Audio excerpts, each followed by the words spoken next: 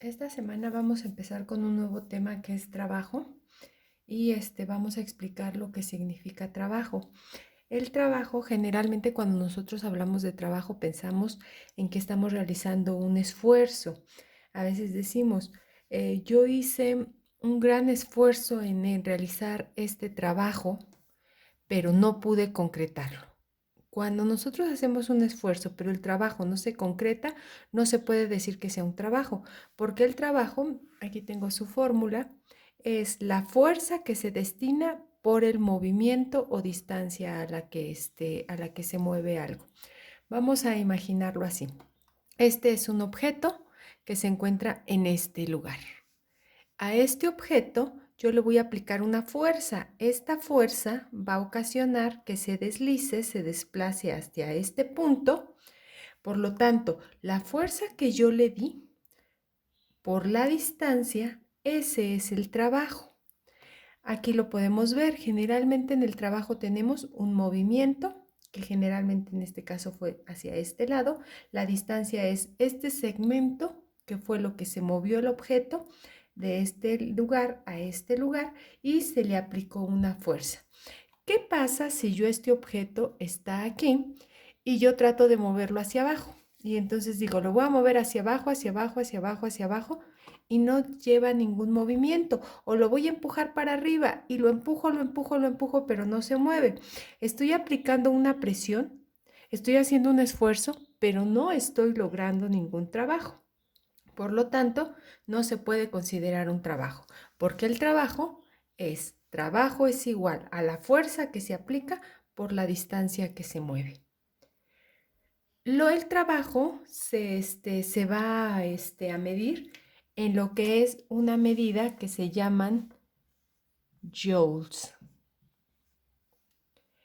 ¿Y qué es este joules? Es un newton que es la fuerza o la medida de fuerza que nosotros utilizamos multiplicado por la distancia que se mide en metros. Nosotros sabemos que un newton es igual a 1 kilogramo por metro sobre segundo cuadrado.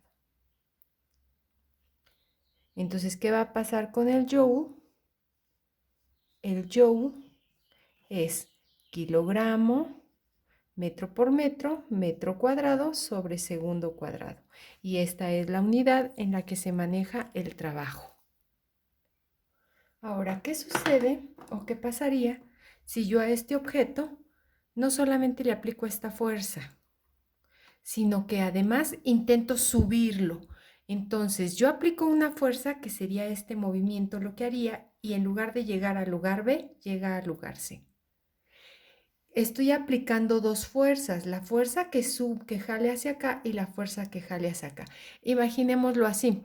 Yo a una persona le digo, jálalo para abajo y a otra le digo, jálalo para arriba. Al aplicar la suma de las dos fuerzas, el objeto va a tener este movimiento y va a llegar a este lugar. Entonces, aquí el trabajo se puede decir que genera dos tipos de fuerza. La fuerza que es fuerza hacia el movimiento hacia un costado y la fuerza hacia arriba. La suma de estas dos fuerzas tienen un ángulo, que es qué tanto se desplazó del punto cero hacia el punto C, qué tanto se movilizó este objeto. Y a este ángulo lo llamo con la letra teta, es una letra griega que se utiliza para medir ángulos. Y entonces, para medir este tipo de trabajos, su fórmula es, el trabajo es igual a la fuerza que se aplica por la distancia que se mueve por el coseno de teta o de lo que se movió el objeto. Recordemos que es el coseno. Cuando nosotros vemos las funciones trigonométricas, el coseno es este movimiento o esta distancia. ¿Por qué nos dice nuestro apunte que cuando nosotros tenemos un movimiento de esta manera, así y así, es que aquí ya no me cupo, pero quería hacerlo así. Ok.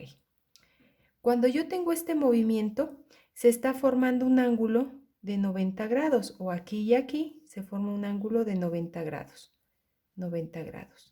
Si yo busco cuál es el coseno de 90, es 0. el coseno de 90 grados es igual a cero. ¿Por qué es igual a cero? Porque cuando yo bajo un objeto para moverlo hacia un lugar, solamente el trabajo que se realiza es la fuerza que se hace para movilizarlo hacia el costado. ¿Qué pasa con la fuerza que baja? Recordemos la fuerza de gravedad.